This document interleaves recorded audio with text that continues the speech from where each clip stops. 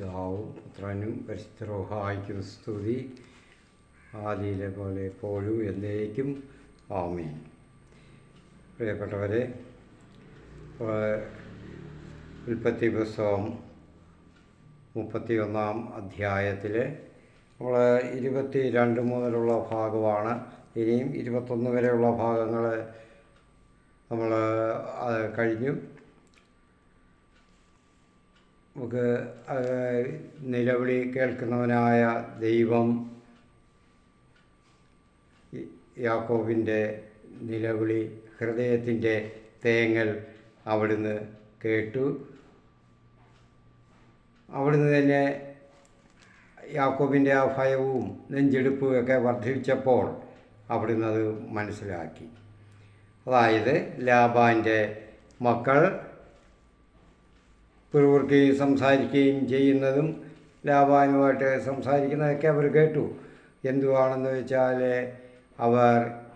ഇവൻ ഏസാവ് നമ്മളെ യാക്കോബ് നമ്മളെ പറ്റിക്കുകയാണ്, അവൻ നമ്മുടെ സമ്പത്തെല്ലാം അവൻ അടിച്ചു മാറ്റുകയാണ്, അതുകൊണ്ട് നമ്മുടെ സമ്പത്തെല്ലാം ശോഷിച്ചു എല്ലാം അവൻ കൈവശപ്പെടുത്തുകയാണ് എന്ന് ലാബാൻ്റെ മക്കൾ പറയുന്നത് അവർ കേട്ടു. അപ്പോൾ മുതൽ തന്നെ യാക്കോബിന് ആധിയായി ഇനി അങ്ങോട്ട് എങ്ങനെയാണ് എന്നുള്ളത്. അവിടുന്ന് രക്ഷപ്പെടാൻ ഒരു മാർഗവുമില്ല.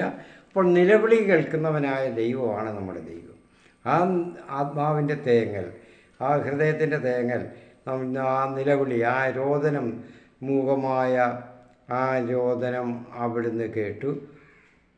അവിടുന്ന് യാക്കോബിനെ ധൈര്യപ്പെടുത്തി സംസാരിക്കുന്നു. അവിടുന്ന് പറയുന്നുണ്ട്, ഞാൻ നിന്നോട് കൂടെ എപ്പോഴും ഉണ്ടായിരിക്കും എന്ന് 3-ാം വാക്യത്തിൽ നമ്മൾ കണ്ടു. അങ്ങനെ ദൈവം എപ്പോഴും നമ്മുടെ കൂടെ ഉണ്ടായിരിക്കുന്ന ദൈവമാണ് നമ്മുടെ ദൈവം. ഇന്ന് സഭയിലെ വിശ്വാസികളെ മാമോദീസ സ്വീകരിച്ചവരിൽ, അതായത് ജ്ഞാനസ്നാനം സ്വീകരിച്ചതിൽ, എന്താണ് ജ്ഞാനസ്നാനം എന്ന് പറയുമ്പോൾ അറിയാലേ, സ്നാനം സ്വീകരിച്ച് അവൻ ആത്മാവ് കൊണ്ട് നിറഞ്ഞ ജ്ഞാനം സമ്പാദിക്കുകയാണ്, അത് ആർജിക്കുകയാണ് ചെയ്യുന്നത്. പ്രിയപ്പെട്ടവരെ, അപ്പോൾ നമ്മൾ ചോദിക്കാൻ, ജ്ഞാനസ്നാനം കൊച്ചു കുഞ്ഞുങ്ങൾക്കെല്ലാം കൊടുക്കുന്നത് അവരെങ്ങനെ ജ്ഞാനം സമ്പാദിക്കും? അവർ ജ്ഞാനം സമ്പാദിക്കാനുള്ള വഴി അവർക്ക് തെളിഞ്ഞു കഴിഞ്ഞു. പിന്നെ അതിന് ഉത്തരവാദപ്പെട്ടവർ മാതാപിതാക്കളും മാതാപിതാക്കളുണ്ടല്ലോ, അവരും ചേർന്ന് അവരെ ആ വഴിയിലൂടെ നടത്തണം. ആ പരിശുദ്ധാത്മാവിനെ സ്വീകരിച്ചു. ജ്ഞാനം പരിശുദ്ധാത്മാവിനെ സ്വീകരിക്കലാണ്. യേശുവിനെ, പരിശുദ്ധാത്മാവിനെ ഒക്കെ സ്വീകരിക്കുന്ന അതിലാണ് ജ്ഞാനം. അതിനുള്ള വഴിയായി അതാണ് ജ്ഞാനസ്നാനം എന്ന് പറയുമ്പോൾ. അറിവ്, ദൈവത്തെക്കുറിച്ചുള്ള അറിവ്, തിരിച്ചറിവ് നമ്മൾ നേടുന്നു. ആ കുഞ്ഞുങ്ങൾക്ക് അവരവരാണ് നേടേണ്ടത്. അവർ കുഞ്ഞുങ്ങളെ ആ വഴിയിലൂടെ എന്നിട്ട് അവർ വളർത്തുന്നു, നയിക്കുന്നു എന്നുള്ളതാണ്. അപ്പോൾ അങ്ങനെ നമ്മൾക്ക് ആ അറിവ് നേടുമ്പോൾ ദൈവം എപ്പോഴും അന്നേരം മുതൽ, ആ സമയം മുതൽ ദൈവം നമ്മുടെ ഉള്ളിലുണ്ട്, നമ്മുടെ കൂടെ തന്നെ ഉണ്ട്. വിശുദ്ധ കുർബാന സ്വീകരിക്കുമ്പോൾ നമ്മുടെ ഉള്ളിലുമുണ്ട്. വിശുദ്ധ കുർബാനയിൽ ആയിരിക്കുമ്പോൾ അത് സ്വീകരിക്കുമ്പോൾ കുർബാന എപ്പോഴും നമ്മുടെ ഉള്ളിലുണ്ട്, ദൈവവും നമ്മുടെ ഉള്ളിലുണ്ട്. അതിനാണ് വിശുദ്ധ കുർബാന സ്ഥാപിച്ചത്. നമ്മുടെ ഉള്ളിൽ മനുഷ്യവർഗത്തിൻ്റെ കൂടെ ഇരുന്ന് നമ്മളെ രക്ഷയിലേക്ക് നയിക്കാനാണ്. അതിനാണ് യേശു, അതായത് ദൈവം യേശുവായി മനുഷ്യനായിട്ട് അവതരിച്ച് നമ്മുടെ കൂടെ ആയിരുന്ന് ജീവിച്ച് നമുക്ക് വേണ്ടി പാപപരിഹാരമെല്ലാം ചെയ്ത് നമ്മളെ വീണ്ടെടുത്തത് പാപത്തിൽ നിന്ന്. അത് നമ്മൾ മാത്രമല്ല, അതൊക്കെ ഈ ഹൈന്ദവ വേദങ്ങളിലുമൊക്കെ അത് പറയുന്നുണ്ട്. ഋഗ്വേദത്തിലുമൊക്കെ അത് പറയുന്നുണ്ട്. പ്രജാപതി എന്നുള്ള ആ പേരിൽ യേശുവിനെയാണ് പറയുന്നത്. ഈ സർവ്വതും അതിനകത്ത് പറയുന്നുണ്ട്. അതുപോലുള്ള ഇപ്പോൾ യേശുവിൻ്റെ വരവ് ഈ ക്രൈസ്തവർ മാത്രമല്ല, യഹൂദമതസ്ഥരല്ല, അല്ലാത്തവരെല്ലാം പ്രവചിച്ചിട്ടുണ്ട് ഇതുപോലെ. ഓരോ രാജ്യങ്ങളിലും ഭൂലോകത്തിൻ്റെ ഓരോ ഭാഗങ്ങളിലും ഉള്ളവർക്ക് ദൈവം നേരത്തെ തന്നെ അത് വെളിപ്പെടുത്തിയിട്ടുണ്ട് അവർക്കത് മനസ്സിലാക്കാൻ. പക്ഷേ അവരത് മനസ്സിലാക്കാതെ സ്വന്തമായുള്ള ചില ബുദ്ധികളിൽ അവർ അതിനെ മറ്റു വഴിയിലേക്ക് നയിച്ചു. അങ്ങനെയാണ് അവർ മറ്റ് മതങ്ങളാകുന്നത്. അല്ലെങ്കിൽ എല്ലാം ഒരു ദൈവമേ ഉള്ളൂ, ഒരു മതമേ ഉള്ളൂ, ഒരു ദൈവമേ ഉള്ളൂ എന്ന് എല്ലാവരും അത് തിരിച്ചറിയുന്നുണ്ട്, പ്രസ്താവിക്കുന്നുണ്ട്, വേദങ്ങളെല്ലാം കാണുന്നുണ്ട്. പക്ഷേ ചിലർ സ്വന്തം താല്പര്യങ്ങൾക്ക് വേണ്ടി പിൽക്കാലത്ത് അങ്ങനെയാക്കി. പക്ഷേ അത് മനസ്സിലാക്കി അറിഞ്ഞവർ പലരും ദൈവത്തിലേക്ക് തിരിഞ്ഞിട്ടുണ്ട്. ഞാൻ എപ്പോഴും പറയാറുണ്ട്, സ്വാമി വിവേകാനന്ദജി, അദ്ദേഹം സ്വാമികൾ ഇതൊക്കെ മനസ്സിലാക്കിയ ആളാണ്. അതുകൊണ്ടാണ് അദ്ദേഹം അത് ഈ മതത്തെ, ഹൈന്ദവ മതത്തെ പരിഷ്കരിക്കണം, ദൈവത്തോടു കൂടി ആക്കണം എന്ന് അദ്ദേഹം നിശ്ചയിച്ചിരുന്ന ആളാണ്. അതുപോലെ മനസ്സിലാക്കിയൊരു നിരവധി പേരുണ്ട്. എല്ലാവരും കൂടെ ഞാൻ പലപ്പോഴും പറഞ്ഞിട്ടുണ്ട്. അത് വിവരിച്ചുകൊണ്ടിരിക്കാൻ നമുക്ക് സമയമില്ല. കാര്യം ഇത്രയാണ്, എല്ലാവർക്കും അറിവുള്ളതാണ്. അത് പക്ഷേ ചില കുബുദ്ധികൾ അത് ദുഷ്ടബുദ്ധിയോടുകൂടി അതിനെ കൈകാര്യം ചെയ്തപ്പോൾ അവർക്ക് മറ്റുള്ളവരിൽ നിന്ന് അത് മറയ്ക്കപ്പെട്ടു. അങ്ങനെ മറയ്ക്കപ്പെട്ട് വെച്ചിരിക്കുകയാണ്. അല്ല മറ്റ് മതങ്ങളിൽ, പിന്നെ മറ്റു മതം, ഇസ്ലാം മതത്തിൻ്റെ കാര്യമാണ് നമ്മൾ പറയണ്ട. കാരണം ഇപ്പം ഒരു മതം എന്നുള്ള നിലയിൽ, ദൈവവുമായിട്ട് ബന്ധമുള്ള നിലയിൽ ഹൈന്ദവ മതത്തെയാണ് നമുക്ക് മറ്റു പറയാനുള്ളത്. മറ്റുള്ള പല ചരിത്ര പുരുഷന്മാരും, ശ്രീബുദ്ധൻ ഉൾപ്പെടെ എല്ലാവരും തന്നെ യേശുവിനെ പറ്റി പ്രവചിച്ചിട്ടുണ്ട്. അങ്ങനെ പ്രവചിക്കപ്പെട്ട മുൻകൂട്ടി ആയിരങ്ങൾ വർഷങ്ങൾക്ക് മുൻപായിട്ട് തന്നെ, പല നൂറ്റാണ്ടുകൾക്ക് മുൻപായിട്ട് തന്നെ യേശുവിൻ്റെ വരവിനെ പറ്റി, യേശു എന്തിനു വരുന്നു, എന്തുകൊണ്ട് വരണം എന്നൊക്കെ ഉള്ളതിനെപ്പറ്റി പ്രവചിച്ചിട്ടുള്ളതാണ്. അത് യേശുവിനെ പറ്റി മാത്രമേ അങ്ങനെ പറഞ്ഞിട്ടുള്ള ലോകത്തിൽ മറ്റൊരു ചരിത്ര പുരുഷന്മാരെ ഇപ്പോൾ ഉള്ള സ്ഥാപകരോ മേധാവികളെ പറ്റിയൊന്നും ആരും പറഞ്ഞിട്ടില്ല. അത് യേശുവിന് മാത്രം അവകാശപ്പെടാനുള്ളതാണ്. അതുകൊണ്ടാണ് ബൈബിൾ സത്യം, യേശു സത്യം, യേശു ദൈവം എന്ന് പറയുന്നത്. അല്ലെങ്കിൽ അതിൻ്റെ ആവശ്യമില്ല. മറ്റുള്ളവർക്കാർക്കും ഇത് അവകാശപ്പെടാൻ സാധിക്കുകയില്ല. അങ്ങനെ ഉണ്ടായിട്ടില്ല. അത് അസത്യമാണ് അങ്ങനെ ശ്രമിക്കുന്നതും സ്ഥാപിക്കുന്നതും.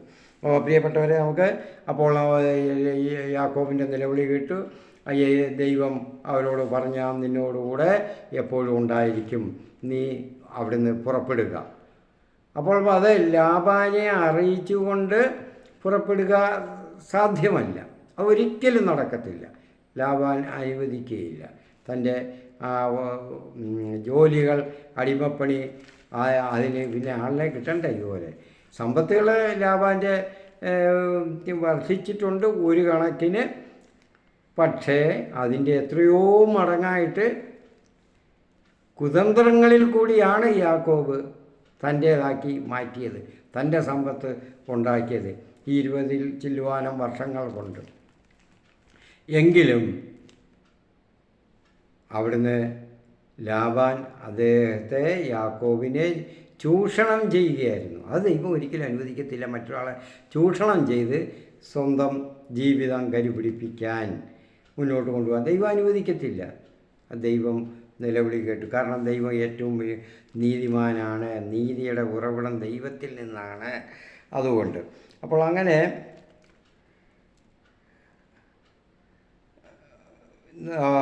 നമ്മുടെ അപ്പോൾ യാക്കോബ് ലാബാൻ അറിയാതെ അവിടുന്ന് ഒളിച്ചു കിടക്കുകയാണ്. തനിക്കുള്ള സർവ്വതും, മക്കളും ഭാര്യമാരും മക്കളും സർവ്വസമ്പത്തുകളുമായിട്ട് ഒളിച്ചു കിടക്കുന്നു.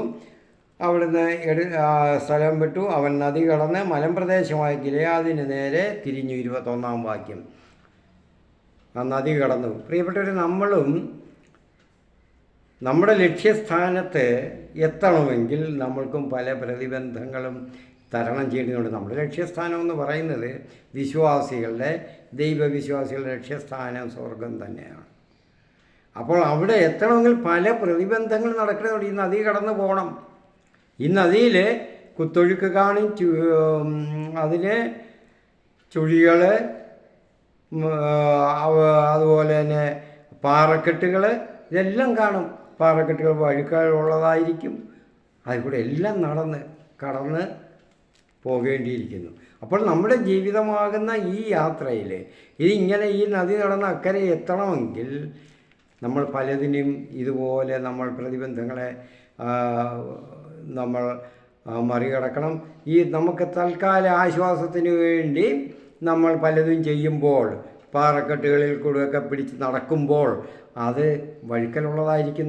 തൽക്കാല ആശ്വാസത്തിന് പലതിനെയൊക്കെ നമ്മൾ ആശ്രയിക്കുമ്പോൾ മറ്റു ശക്തികളെ, സ്വന്തം ബുദ്ധികളെ, മറ്റുള്ളവരുടെ ദൈവത്തിൻ്റെ ബുദ്ധിയേക്കാൾ, ദൈവത്തിൻ്റെ മാർഗദർശനങ്ങളെക്കാൾ അധികമായിട്ട് മറ്റുള്ളവയിൽ ആശ്രയിക്കുമ്പോൾ, എളുപ്പത്തിന് ചെയ്യുമ്പോൾ വീണുപോകും. അത് നമ്മൾ മനസ്സിലാക്കിയിരിക്കണം. അപ്പോൾ ദൈവം പറഞ്ഞിരിക്കുന്ന ആ വഴിയിലൂടെ നടക്കുമ്പോൾ ദൈവം കൂടെയുണ്ട്. അപ്പോൾ ലാബാനെ അറിയാതെ പോവുകയാണ്. അപ്പോൾ ദൈവം ആ 24-ാം വാക്യത്തിൽ പറയുന്നുണ്ട്, ദൈവം സ്വപ്നത്തിൽ പ്രത്യക്ഷപ്പെട്ട് അരാമായനായ ലാബാനോട് പറഞ്ഞു, നല്ലതോ ചീത്തയോ ആയത് ഒരു വാക്ക് പോലും, നല്ലതും പറയണ്ട, നീ ചീത്തയും പറയണ്ട, ചീത്തയായിട്ടുള്ളതും ദോഷമായിട്ടുള്ളതും പറയണ്ട, യാക്കോബിനോട് പറയാതിരിക്കാൻ സൂക്ഷിച്ചു കൊള്ളുക. താൻ തിരഞ്ഞെടുക്കപ്പെട്ടവരെ അത് പ്രത്യേകമായ ഉദ്ദേശത്തോടു കൂടി തിരഞ്ഞെടുത്തപ്പോൾ അതിനെ വിജയത്തിലെത്തിക്കാൻ, ലക്ഷ്യസ്ഥാനത്തെത്തിക്കാൻ ദൈവത്തിന് കടമയുണ്ട്. അപ്പോൾ നമ്മൾ ദൈവത്തിൻ്റെ ഇംഗിതം അനുസരിച്ച് യാത്ര ചെയ്യുമ്പോൾ, നമ്മൾ ഓരോ യാത്രയും, നമ്മുടെ ജീവിതയാത്രയിൽ നമ്മൾ ഓരോ കാര്യങ്ങളും ചെയ്യുമ്പോൾ നമ്മൾ മറ്റൊന്നിലും ആശ്രയിക്കാൻ പോകേണ്ട, ദൈവം അത് നോക്കിക്കൊള്ളും. ആ ഒരു ഉത്തമ വിശ്വാസം നമ്മൾക്കുണ്ടായിരിക്കണം, ആ ബോധ്യം ഉണ്ടായിരിക്കണം. അപ്പോൾ അത് നമ്മൾ, കാരണം ദൈവം എന്തിനാണ് അങ്ങനെ ചെയ്യുന്നത്? എഫേസോസുകാർക്ക് വിശുദ്ധ പൗലോസ് എഴുതിയ ലേഖനം 2-ാം അധ്യായം 10 വാക്യത്തിൽ പറയുന്നുള്ളൂ, നാം ദൈവത്തിൻ്റെ കരവേലയാണ്. അതുകൊണ്ട് എന്തിനാ ദൈവം തൻ്റെ കരവേലയിൽ നമ്മളെ ഇങ്ങനെ സൃഷ്ടിച്ചത്? നമ്മളെക്കൊണ്ട് ചെയ്യുന്നതിന് വേണ്ടി, പൂർത്തിയാക്കാൻ വേണ്ടി ചില പദ്ധതികൾ ദൈവം മുൻകൂട്ടി ഒരുക്കിയിട്ടുണ്ട് ഓരോരുത്തർക്കും. അതുകൊണ്ടാണ് ദൈവം നമ്മളെ വിളിച്ചിരിക്കുന്നത്. അല്ലെങ്കിൽ നമ്മളെ വിളിച്ചു മാറ്റേണ്ട, മറ്റു ജനതകളുടെ ഇടയിൽ നിന്ന് വിളിച്ചു മാറ്റേണ്ട. അപ്പോൾ അത് വിജയിപ്പിക്കണം. താൻ ഉദ്ദേശിച്ച പദ്ധതികൾ ഇന്നാരെ കൊണ്ട് തന്നെ ചെയ്യിക്കണം എന്നുള്ളതുകൊണ്ട്, അതുകൊണ്ട് ദൈവം അവരെ നടത്തിക്കൊള്ളും. അവളെ എഫേസോസുകാർക്ക് എഴുതിയ ലേഖനം 2-ാം അധ്യായം 10-ാം വാക്യത്തിലുണ്ടാകുന്നത്. അപ്പോൾ ഇവിടെ അങ്ങനെ ലാബാനോട് പറഞ്ഞു. ലാബാൻ കോപിക്കുകയോ ധാർഷ്ട്യം കാണിക്കുകയോ എന്തെങ്കിലും മോശമായിട്ട് യാക്കോബിനോടോ തൻ്റെ മക്കളോടും കൊച്ചുമക്കളോടും ഒന്നും പെരുമാറിയില്ല. ആ ഒരു വിരോധവും ഒന്നും കാണിച്ചില്ല. നിങ്ങൾ എന്തിനാണ് ഇങ്ങനെ എന്നോട് പറയാതെ, അറിയിക്കാതെ പുറപ്പെട്ടെന്നില്ല? അവൻ 3 ദിവസം കഴിഞ്ഞാണ് അറിയുന്നത് ഇവരിങ്ങനെ പോയെന്നുള്ളത്. അപ്പോൾ ലാബാൻ ലേയായുടെയും യാക്കോബിൻ്റെയും ലേയായുടെയും 2 പരിചാരികമാരുടെയും കൂടാരങ്ങളൊക്കെ പരിശോധിച്ച് തൻ്റെ ലാബാൻ അത്രയും ദേഷ്യപ്പെട്ട് വന്നതാണ്. കാരണം എന്തുവാ? തൻ്റെ കുലദൈവങ്ങളെ, വിഗ്രഹങ്ങളെ കണ്ടില്ല, കാണാതെ പോകുന്നു. അതൊക്കെ എടുത്തുകൊണ്ട് പുറപ്പെട്ടിരിക്കുന്നത്. ഇത് ആരാണെന്ന് അറിഞ്ഞുകൂടാ. യാക്കോബാണെന്നാണ് വിചാരിക്കുന്നത്. സ്വന്തം മക്കൾ അങ്ങനെ ചെയ്യുമെന്ന് വിചാരിക്കുന്നത്. ചില പെൺമക്കൾ അങ്ങനെയൊക്കെയാണ് ചിലപ്പോൾ ഉള്ളതൊക്കെ. അതൊക്കെ അപ്പനോ അമ്മയോ ഒക്കെ ക്ഷമിച്ചുകൊള്ളും എന്ന് വിചാരിച്ച് കൈക്കലാക്കുന്നത് പോലെ ചിലരൊക്കെ കാണും. അതുപോലെയാണ് ഇന്നത്തെ കാലത്ത് ഉണ്ടായിരിക്കും. അതുപോലെയാണ് ഇവർ ചെയ്തത്. റാഹേൽ ഇതൊക്കെ നമുക്ക് എഴുതി വെച്ചിരിക്കുന്നത് എന്താ? അന്നത്തെ പോലെ എപ്പോഴും ഉണ്ട്, നമ്മളത് ജാഗരൂകരായിരിക്കണം. ഇതൊക്കെ എപ്പോഴും സംഭവിക്കുന്നതാണ്. അതിനുവേണ്ടിയാണ്, അതാണ് നമ്മൾക്കൊരു പാഠമാകാൻ വേണ്ടിയാണ്. അപ്പോൾ ലാബാനെ യാക്കോബിനോട് പറയുന്നു, ഒന്നും നിങ്ങളുടെ പിതാവിൻ്റെ ദൈവം കഴിഞ്ഞ രാത്രി എന്നോട് ഇതെല്ലാം പറഞ്ഞിരുന്നു. അപ്പോൾ പിതാവിൻ്റെ വീട്ടിൽ എത്താനുള്ള തീവ്രമായ ആഗ്രഹം കൊണ്ടാണ് നീ പോകുന്നതെങ്കിൽ എൻ്റെ ദേവന്മാരെ കട്ടെടുത്തത് എന്തിന്? അപ്പോൾ ഈ പെണ്ണുങ്ങൾക്ക്, ലാബാൻ്റെ മക്കൾക്ക് അറിഞ്ഞുകൂടാ, അവരൊക്കെ വിഗ്രഹാരാധകരാണ്. അബ്രഹാമും അങ്ങനെയായിരുന്നു. വിഗ്രഹങ്ങൾ, കാരണം ദൈവത്തെപ്പറ്റി അറിവില്ലായിരുന്നു അവർക്ക്. അപ്പം ദൈവത്തെപ്പറ്റി അറിവുള്ളപ്പോൾ യാക്കോബിന് അറിവുണ്ട്, പക്ഷേ ഇവർക്ക് അറിഞ്ഞുകൂടായിരുന്നു, ദൈവത്തെ വിളിക്കാൻ അറിഞ്ഞുകൂടായിരുന്നു. അതുകൊണ്ട് അവരുടെ ദൈവങ്ങളെ, അതാണെന്ന് അവർ പാരമ്പര്യമായിട്ട് ആരാധിച്ചിരുന്ന ദൈവങ്ങളുടെ വിഗ്രഹങ്ങൾ, സൃഷ്ടവസ്തുക്കളുടെ വിഗ്രഹങ്ങൾ എടുത്തും കൊണ്ട് യാത്ര ചെയ്തത്. അപ്പോൾ അവിടുന്ന് ലെയായുടെ കൂടാരങ്ങളിൽ നിന്നു റാഹേലിൻ്റെ കൂടാരങ്ങളിൽ ചെന്ന് പരിശോധിക്കുന്നു. അപ്പോൾ യാക്കോബ് പറഞ്ഞതിലെ കണ്ണെടുത്ത് പോയി നോക്കിക്കോ, എല്ലാം തിരഞ്ഞിട്ട് ഇതൊന്നും കണ്ടെത്തിയില്ല. കാരണം യാക്കോബിനറിയാം യാക്കോബ് ഇതൊന്നും അറിഞ്ഞിട്ടില്ല. അപ്പോൾ റാഹേലും അത് സൂത്രത്തിൽ കൗശലത്തോടുകൂടി പെരുമാറി ഒളിച്ചു. അപ്പോൾ റാഹേലാണ് എടുത്തത്. അപ്പോൾ അവസാനം ഇതെല്ലാം ഒന്നും കണ്ടെടുക്കാൻ കഴിയാതെ വന്നപ്പോൾ യാക്കോബ് ലാബാനോട് കോപപ്പെടുകയാണ്. അപ്പോൾ നമ്മൾ ഇങ്ങനെയുള്ള കാര്യങ്ങൾ കാരണം ഒന്നും കണ്ടെടുക്കാൻ കഴിയില്ല. ശരി, കാര്യം ഒരു കാര്യം എന്തായാലും കോപം നമ്മൾക്ക് വാക്കുകളിലൊക്കെ ഉണ്ടാകും, എന്നാലും പ്രാക്കും ശാപവും ഉണ്ടാകരുത്. 36-37 പറയുന്നുണ്ട്, നിൻ്റെ സാധനങ്ങളൊക്കെ എൻ്റെ സാധനങ്ങളൊക്കെ പരിശോധിച്ചില്ലേ, അങ്ങയുടെ വീട്ടുവകളി എന്താണ് അതിൽ കണ്ടെത്തിയത് എന്ന് യാക്കോബ് അവിടെ അങ്ങ് തീ പാറുന്ന പോലെ അങ്ങ് തട്ടി വിടുകയാണ്. കാരണം അദ്ദേഹം അറിഞ്ഞില്ല കാര്യം ശരിയാണ്. എന്നാൽ യാക്കോബ് ഇതൊക്കെ പറയുമ്പോൾ ഒരു പക്ഷേ ഉണ്ടോ, അവരെ ഒന്ന് ചോദ്യം ചെയ്യുകയോ പരിശോധിക്കുകയൊക്കെ ചെയ്യണോ, നല്ല ഭാര്യമാരെയും മക്കളെയും ഒക്കെ. ഒന്നും ചെയ്തിട്ടില്ല. അതുകൊണ്ടാണ് പ്രാക്കും ശാപവും ഇതൊന്നും ഉണ്ടാകാൻ പാടില്ല. ഒരു ക്രിസ്ത്യാനിക്ക്, ദൈവവിശ്വാസിക്ക്, സത്യദൈവത്തെ വിളിക്കുന്നവർക്ക്, ആരാധിക്കുന്നവർക്ക് മറ്റുള്ളവരെ പ്രാകാനും ശപിക്കാനും പാടില്ല. അത് ദൈവത്തിൻ്റെ, അങ്ങനെയുള്ള ഘട്ടം വന്നാൽ ദൈവത്തിൻ്റെ വിട്ടേക്കുക. ദൈവം എന്താണെന്ന് വെച്ചാൽ നീതിയായിട്ട് ചെയ്യട്ടെ. നമ്മൾക്ക് അത്ര നീതിയായിട്ട് കറക്റ്റായിട്ട് ആണോ നമ്മൾ ചെയ്യുന്നതെന്ന് നമ്മൾക്ക് അറിയാൻ കഴിയത്തില്ല. പ്രാക്കും അതൊക്കെ ദൈവത്തിൻ്റെ ഇഷ്ടമാണ്, ദൈവത്തിൻ്റെ വിധിയാണ്. അതുകൊണ്ട് നമുക്കതിൽ നിന്ന് പഠിക്കാനുള്ളത് തന്നെയാണ്. അപ്പം ഈ സുഭാഷിതങ്ങൾ 12 അധ്യായം 13 വാക്യത്തിൽ പറയുന്നുണ്ട്, ദുഷ്ടൻ തൻ്റെ ദുഷ്ടവാക്കുകളിൽ കുടുങ്ങുന്നുണ്ട്. ദുഷ്ടവാക്കുകളാൽ അവൻ കുടുങ്ങിപ്പോകും, ദുഷ്ടതയിലേക്ക്, തിന്മയിലേക്ക് ആയിപ്പോകും. ഇവിടെ യാക്കോബ് ചിന്തിച്ചത് മനഃപൂർവ്വം ലാബാൻ ദ്രോഹിക്കുന്നതായിട്ടാണ്. അതുകൊണ്ടാണ് ഇത്രയും കോപപ്പെട്ടത്. വീണ്ടും വന്നിരിക്കുകയാണ് പിടിച്ചുകൊണ്ട് പോകാൻ എന്ന്. അപ്പോൾ സങ്കീർത്തനം 34 സങ്കീർത്തനത്തിൽ 12-13 വാക്യങ്ങളിൽ പറയുന്നുണ്ട്, നീ ജീവിതം ആഗ്രഹിക്കുകയും സന്തുഷ്ടമായ ദീർഘായുസ് അഭിലഷിക്കുകയും ചെയ്യുന്നുവെങ്കിൽ തിന്മയിൽ നിന്ന് നാവിനെയും വ്യാജഭാഷണത്തിൽ നിന്ന് അധരങ്ങളെയും സൂക്ഷിച്ച് കൊള്ളുക. കാരണം റാഹേലാണ് കട്ടെടുത്ത് റാഹേൽ പറഞ്ഞതെന്താ, അതിൻ്റെ പുറത്ത് കയറി ഇരുന്നോട് പറയും, എനിക്ക് എഴുന്നേക്കാൻ വയ്യ, പിതാവിൻ്റെ മുൻപിൽ ആരുടെയും മുൻപിൽ എനിക്ക് എണീക്കാൻ വയ്യാത്ത വിധത്തിലാണ്, മാസമുറയാണ്, അതുകൊണ്ട് എൻ്റെ മുമ്പിൽ നിന്ന് പോകണേ എന്ന്. എന്തെന്നാണല്ലേ സൂത്രം കള്ളം ഒക്കെ ഇത് സൂത്രത്തിലാണ് ഉപയോഗിച്ചിരിക്കുന്നത്. അപ്പോൾ അതിൻ്റെ ഫലം അനുഭവിച്ചു ഉടൻ തന്നെ, അധികം കാലം കഴിയാതെ. ഇപ്പം തിന്മയിൽ നിന്ന് നാവിനെ വ്യാജഭാഷണത്തിൽ നിന്ന് അധരങ്ങളെയും സൂക്ഷിച്ചുകൊള്ളണമെന്നാണ് പറഞ്ഞിരിക്കുന്നത്. ആകെ അത് അധികം നാൾ കഴിയുന്നതിന് മുൻപ്, അധികം കാലങ്ങൾ കഴിയുന്നതിന് മുമ്പേ മരിച്ചു. ചെയ്യരുത് തെറ്റ്. കാരണം തിന്മയാണ് ചെയ്തത്. ദൈവത്തിൻ്റെ പക്കലേക്ക് പോകുമ്പോൾ മറ്റ് ദേവന്മാരെന്നും പറഞ്ഞ്, ശക്തികളെന്നും പറഞ്ഞ് ഉള്ള വിഗ്രഹങ്ങളും കൊണ്ട് പോകരുത്. കാരണം അത് ദൈവത്തിൻ്റെ സൃഷ്ടവസ്തുക്കളാണ്, അതിനൊന്നും ഒരു ശക്തിയും ഇല്ല. ദൈവം സൃഷ്ടിച്ച മനുഷ്യന് വേണ്ടി സൃഷ്ടിച്ചതാണ്, അല്ലാതെ അതിനു വേണ്ടിയൊന്നുമില്ല. ആ ശക്തികളെ ഇവിടെ ദൈവമാക്കി പുനർസൃഷ്ടിച്ച് കൊണ്ടുവരികയാണ് മനുഷ്യൻ ചെയ്യുന്നത്.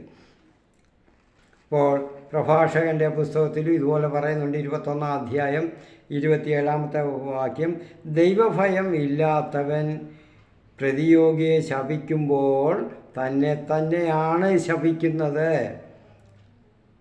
അതുകൊണ്ട് ഇവിടെ യാക്കോബിന് അത് ഇത്രയൊക്കെ കാര്യം പറഞ്ഞെങ്കിലും യാക്കോബും ഇത് അനുഭവിക്കുന്നുണ്ട്. യാക്കോബ് ജീവിതകാലം മുഴുവൻ ഒരുപാട് അനുഭവിച്ചു. കാരണം യാക്കോബിൻ്റെ ആ കൗശലം എപ്പോഴും ഉണ്ടായിരുന്നു. ഇനിയിപ്പോൾ നമ്മളങ്ങോട്ട് പോകുമ്പോഴും അതുപോലെ തന്നെ ദൈവം നയിക്കുന്നു, പക്ഷേ ആ കൗശല ബുദ്ധി പൂർണ്ണമായിട്ട് വിട്ടുമാറിയില്ല. പിന്നെ ദൈവത്തിൻ്റെ നീതി എന്ന് പറഞ്ഞാൽ ദൈവം വിളിച്ച് വാഗ്ദത്തം ചെയ്ത് വാക്കു കൊടുത്ത് നയിച്ചവനാണ് യാക്കോബിൻ്റെ പിതാക്കന്മാരിലൂടെ. അപ്പോൾ അത് കൈവിടുന്നില്ല ദൈവം എന്തു വന്നാലും. അതാണ് ബൈബിളിൽ നമ്മുടെ ദൈവത്തിൻ്റെ പ്രധാനപ്പെട്ട ഒരു കാര്യം. ദൈവം ഒരിക്കൽ തീരുമാനിച്ചത് വീൺ വാക്കല്ല, അത് അചഞ്ചലമായ ഏറ്റവും വിശ്വസ്തമായ വാക്കുകളാണ്. അപ്പോൾ എന്തിനാണ് പിന്നെ യാക്കോബിന് ഇതെല്ലാം വരാതെ ദൈവത്തിന് നോക്കി കൂടായിരുന്നോ എന്ന് പലരും ചിന്തിക്കും. പ്രിയപ്പെട്ടവർ, നമ്മളെ സ്ഫുടം ചെയ്ത് നമ്മളെ ശുദ്ധി വരുത്തി അഗ്നി ശുദ്ധി ചെയ്ത് ലോഹങ്ങൾ വേർതിരിക്കുന്ന പോലെ, സ്വർണം സ്ഫുടം ചെയ്തെടുക്കുന്ന പോലെ നമ്മളെ ദൈവത്തിൻ്റേത് പോലുള്ള അതുപോലെ ഏകദേശമുള്ള വിശുദ്ധിയിലേക്ക് നമ്മളെ നയിക്കുന്നതിന് വേണ്ടിയാണ്. നമ്മളെ ദൈവത്തിനോട് അടുക്കൽ ആയിരിക്കണമെങ്കിൽ വിശുദ്ധി ഉണ്ടായിരിക്കണം. ഒട്ടും അശുദ്ധി ഉണ്ടാകാൻ പാടില്ല. അതെല്ലാം സ്ഫുടം ചെയ്ത് എടുക്കണം. ഈ സഹനത്തിലൂടെ പദം വരണം. അപ്പോൾ നമുക്ക് കാണുന്ന ദൈവ പുരുഷന്മാരെല്ലാം, പ്രവാചകന്മാർ, അപ്പം മോശ, എല്ലാവരും തന്നെ ഇങ്ങനെ, യോശുവ, എല്ലാവരെയും ഇങ്ങനെ സ്ഫുടം ചെയ്തെടുത്തിട്ടുള്ളതാണ്. നമുക്ക് അതൊക്കെ പഠിക്കാൻ ചെയ്യാൻ വരുന്നുണ്ടല്ലോ. അപ്പോൾ അതിനു വേണ്ടിയാണ്. അപ്പോൾ നമ്മൾ അങ്ങനെയുള്ള സഹനം ദൈവത്തിൻ്റെ മഹത്വത്തിനായിട്ട് കാഴ്ചവെക്കണം. ദൈവ മഹത്വത്തിനായിട്ട് കാഴ്ചവെക്കണം. അതിന് പരാതിപ്പെടുകയോ പരിഭവിക്കുകയോ നെറ്റി ചുളിക്കുകയോ ദൈവത്തെ പഴിക്കുകയോ വിധിയെ പഴിക്കുകയോ ഒന്നുമല്ല. അങ്ങനെ ചെയ്താൽ നമ്മളെ സഹിക്കുക. സന്തതികളുടെ ഉയർച്ച കണ്ട് നമുക്ക് അങ്ങനെ ദൈവവുമായിട്ട് ഉള്ള ആ ബന്ധത്തിലായാൽ നമ്മുടെ മക്കളുടെ സന്തതികളുടെ ഉയർച്ച കണ്ട് നമുക്ക് ആനന്ദിക്കാൻ നമ്മുടെ ജീവിതകാലത്ത് തന്നെ കഴിയും. ഇപ്പോൾ വിശുദ്ധ അഗസ്റ്റിൻ മാതാവ് വിശുദ്ധ അഗസ്റ്റിൻ പറയുന്നുണ്ട്, 19 വർഷക്കാലം അഗസ്റ്റിനെ വെറും അസാന്മാർഗിയും കൊള്ളരുതാത്തവനുമായിട്ട് ജീവിച്ച അഗസ്റ്റിനെ മകനെ മാനസാന്തരപ്പെടുത്താൻ വേണ്ടി മാതാവ് 19 വർഷക്കാലമാണ് കണ്ണീരൊഴുക്കി പ്രാർത്ഥിച്ചത്. എന്തിനാണ് ഈ 19 വർഷം ദീർഘിച്ചത് എന്നുള്ളതിന് അഗസ്റ്റിൻ മറുപടി പറയുന്നത്, കാരണം ദൈവത്തിന് പദ്ധതിയുണ്ട്. ആ പദ്ധതി അനുസരിച്ച് അഗസ്റ്റിൻ മാത്രം പോരാ, ഇത്രയും കഷ്ടപ്പെട്ട് ദൈവത്തെ വിശ്വസിച്ച് വിളിച്ച് കണ്ണീരൊഴുക്കിയ ആളും കൂടെ ശുദ്ധീകരിച്ച് വരണം. അതാണ് ദൈവത്തിന് ഒന്നെടുത്താൽ രണ്ടെന്ന് പറയുന്ന പോലെ. ഒരാളെ ശുദ്ധീകരിച്ചെടുത്തപ്പോൾ അടുത്തയാളും അങ്ങനെ ആകണം. അപ്പോൾ അഗസ്റ്റിൻ്റെ മാതാവ് മാത്രം വിശുദ്ധിയിൽ വന്നാൽ പോരാ, അഗസ്റ്റിനും വരണം, രണ്ടുപേരെയും കൂടെ സാധിച്ചെടുക്കാം. അതിനാണ് 19 വർഷക്കാലം നീണ്ടത് എന്ന് വിശുദ്ധ അഗസ്റ്റിൻ പറയുന്നത്. രണ്ടുപേരും വിശുദ്ധരായി വണങ്ങപ്പെടുന്നു ഇന്ന് സഭയിൽ, അഗസ്റ്റിൻ അമ്മയും മകനെയും. അഗസ്റ്റിൻ മാനസാന്തരപ്പെട്ടു. ഇന്ന് സഭയിലെ ഏറ്റവും വലിയ വിശ്വാസം പഠിപ്പിക്കുന്നതിനുള്ള പുസ്തകങ്ങളെല്ലാം അഗസ്റ്റിൻ്റെയാണ് കൂടുതലും ഉള്ളത്. മറ്റുള്ളവരുണ്ട്, വേറെ ഉണ്ട്. അപ്പോൾ അഗസ്റ്റിന് പുസ്തകങ്ങളാണ് എപ്പോഴും റെഫറൻസിന് കൂടുതലും എടുക്കുന്നത്. അപ്പം അതുപോലാണ് നമ്മുടെ ജീവിതത്തിലും ഉണ്ടാകുന്ന സഹനങ്ങളെ നമ്മൾ ദൈവമഹത്വത്തിനായിട്ട് കാഴ്ചവെക്കണം. അല്ല അങ്ങനെ അങ്ങ് വെറുതെ വിട്ടുകളയല്ല. ഈ സഹനം കാഴ്ചവെക്കുക എന്ന് പറയുന്ന വലിയൊരു അനുഗ്രഹമാണ്, വലിയ പുണ്യമാണ്. വെറുതെ പാഴാക്കി കളയുന്ന എന്തിനാ? അതിനൊക്കെ പ്രത്യേക ബോണസ് നമ്മൾക്ക് നമ്മുടെ നമ്മുടെ വിധി വരുമ്പോൾ, തനത് വിധിയിലും പൊതുവിധിയിലും നമ്മൾക്ക് ലഭിക്കുന്നതാണ്. ദൈവം അതൊക്കെ കരുതുന്നുണ്ട്. ഒരു കണ്ണീർത്തുള്ളി പോലും പാഴായി പോകത്തില്ല പ്രിയപ്പെട്ടവരെ. അപ്പോൾ ദൈവസന്നിധിയിൽ അതിനെല്ലാം വിലയുണ്ട്, ഓരോ പ്രാർത്ഥനയ്ക്കും വിലയുണ്ട്. അങ്ങനെ അഗസ്റ്റിൻ്റെ മാതാവിന് ഇരട്ട സമ്മാനമാണ് ലഭിച്ചത്. അപ്പോൾ ഹൃദയം നൊന്ത് യാക്കോബ് ഇതുപോലെ പ്രാർത്ഥിച്ചിരിക്കണം.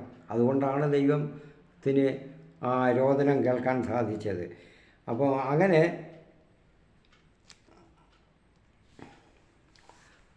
അതുകൊണ്ട് യാക്കോബിനെ കൊണ്ട് ദൈവം എന്താണ് ചുമതല വെച്ചിരുന്നത്? വളരെ വലിയ ചുമതലകളാണ്, വളരെ വലിയ സ്ഥാനമാണ് യാക്കോബിന് കൊടുക്കാനുള്ളത്. യാക്കോബാണ് ദൈവവിശ്വാസികളുടെ യഹൂദ മതത്തിൻ്റെ തന്നെ അടിത്തറ. ആ അടിത്തറയിലാണ് ബാക്കിയുള്ളവർ വരുന്നത്, മോശയുമൊക്കെ പിന്നെ വരുന്നത്. ഞങ്ങളുടെ പിതാക്കന്മാരുടെ ദൈവമേ എന്നാണ് യഹൂദർ വിളിച്ചിരുന്നത്. അപ്പോൾ പിതാക്കന്മാരെന്ന് പറയുമ്പോൾ അബ്രഹാം, ഇസാക്ക്, യാക്കോബ്, ഈ 3 പേര്. അപ്പോൾ പക്ഷേ യാക്കോബാണ് എപ്പോഴും അവരുടെ സ്വപ്നത്തിലുള്ളത്, അവരുടെ ചിന്തയിൽ ഉടനെ വരുന്നത്. കാരണം എന്താ? യാക്കോബിൻ്റെ പേര് ഇസ്രായേൽ എന്ന് ദൈവം മാറ്റിയിട്ട് ഇസ്രായേൽക്കാർ എന്നാണ് യാക്കോബിൻ്റെ സന്തതികൾ അറിയപ്പെടുന്നത്, യഹൂദർ. അതുകൊണ്ട് തന്നെ അപ്പോൾ അത്രയും വലിയ സ്ഥാനം, ചുമതല ഏൽക്കേണ്ടുന്നവർ വിശുദ്ധരായിരിക്കണം. ദൈവത്തെ പോലെ അവർ വിശുദ്ധിയിലായിരിക്കണം. 31:24 ദൈവം 24-ാം വാക്യത്തിൽ ദൈവം ലാബാനോട് ആജ്ഞാപിച്ചതുപോലെ ലാബാൻ പെരുമാറി യാക്കോബിനോട്. അപ്പം നമ്മൾക്ക് അതുപോലെ ശത്രുഭയം, ആപത്ത് ഇവയെല്ലാം ഉണ്ടാകുമ്പോൾ, ഭാവിയെ പറ്റിയുള്ള ഉത്കണ്ഠ, ആകുലത ഒക്കെ ഉണ്ടാകുമ്പോൾ നമുക്ക് ഈ കാര്യം നമ്മൾ ഓർക്കണം. ദൈവം നമ്മളെ നടത്തുന്നവനാണ്. നമ്മുടെ മുൻപുള്ളവരെയും പൂർവികരെയും എല്ലാം അങ്ങനെ നടത്തിയതാണ്. അപ്പോൾ ദൈവത്തിൽ ഏൽപ്പിച്ച് കഴിഞ്ഞാൽ ദൈവം നമ്മൾ വിചാരിച്ചിരിക്കാതെ തന്നെ എല്ലാം നന്മയ്ക്കായിട്ട് ഇങ്ങനെ ഉണ്ടായിക്കൊണ്ടിരിക്കും. അപ്പോൾ ഭാവിയെപ്പറ്റി അതാണ് ക്രിസ്ത്യാനികൾക്ക് ഉത്കണ്ഠ വേണ്ട, ഞാൻ എപ്പോഴും നിന്നോടുകൂടെ ഉണ്ട് എന്ന് ദൈവം പറഞ്ഞിട്ടുള്ളത്. അതുകൊണ്ടാണ് താൻ സ്വർഗാരോഹണം ചെയ്യുന്നതിന് മുൻപ് എല്ലാവരും പറഞ്ഞു, ലോകാവസാനം വരെയും എല്ലാ സുവിശേഷങ്ങളുണ്ട്, ഞാൻ നിങ്ങളോടുകൂടെ ഉണ്ടായിരിക്കും എന്ന്. അപ്പോൾ ലാബാന് വളരെ വലിയ നഷ്ടങ്ങളൊക്കെ ഉണ്ടായി. ലാബാൻ അതൊക്കെ പറയുന്നുണ്ട്.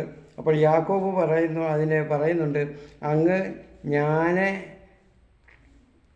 അങ്ങയുടെ 2 പെൺമക്കൾക്ക് വേണ്ടിയും പിന്നെ 14 കൊല്ലം 6 കൊല്ലം ആടുകൾക്ക് വേണ്ടി അങ്ങയുടെ സമ്പത്തിന് വേണ്ടി ഞാൻ ജോലി ചെയ്തു 10 തവണ, എന്നിട്ടും അങ്ങ് എൻ്റെ കൂലിയിൽ മാറ്റം വരുത്തി. ഇതെല്ലാം എണ്ണി പറയുന്നുണ്ട്. അത് എൻ്റെ ദൈവം കണ്ടു. എൻ്റെ അധ്വാനവും എൻ്റെ കരച്ചിലും വെയിലും ചൂടും തണുപ്പും എല്ലാം കൊണ്ട് ഞാൻ ഇതെല്ലാം അങ്ങയുടെ സമ്പത്ത് എല്ലാം കാത്തു രക്ഷിച്ചു. അപ്പോൾ അത് ദൈവം കേട്ടു. അതുകൊണ്ടാണ് കഴിഞ്ഞ രാത്രി അവിടുന്ന് അങ്ങയെ ദൈവം ശകാരിച്ച്. നോക്കണേ, നമ്മുടെ ശത്രുക്കളോടും ദൈവം ഇങ്ങനെ തന്നെ ചെയ്യും. ആ ഒരു ചിന്ത നമുക്ക് ഉണ്ടാകണം. അപ്പോൾ ഇങ്ങനെയൊക്കെ ആയപ്പോൾ യാക്കോബ് ലാബാനുമായിട്ട് വളരെ ഇതെല്ലാം സംസാരിച്ച് തീർന്നു.